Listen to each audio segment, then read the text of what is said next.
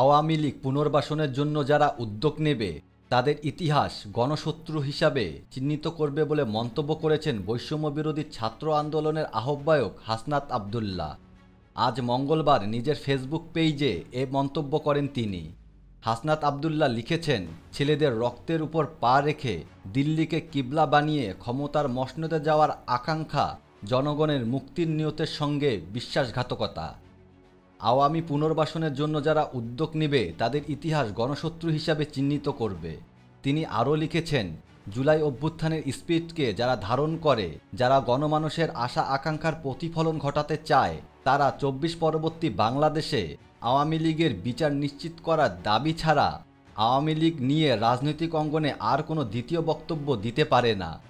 এর আগে গতকাল সোমবার রাত 10:30টার দিকে জাহাঙ্গীরনগর বিশ্ববিদ্যালয়ের মুক্তমঞ্চে অনুষ্ঠিত নবীন চোখে গণ অভ্যুত্থান ও আগামীর বাংলাদেশ শীর্ষক আলোচনা সভায় অন্তর্বর্তীকালীন সরকারের যুব ও ক্রীড়া মন্ত্রণালয়ের উপদেষ্টা আসিফ মাহমুদ সজীব ভুঁইয়া বলেন, আমরা সরকারের পক্ষ থেকে যখন আওয়ামী লীগকে নিষিদ্ধের কথা বলি তখন রাজনৈতিক দলগুলো তাদের বক্তৃতায় সেটি বাধা দেওয়ার চেষ্টা করে।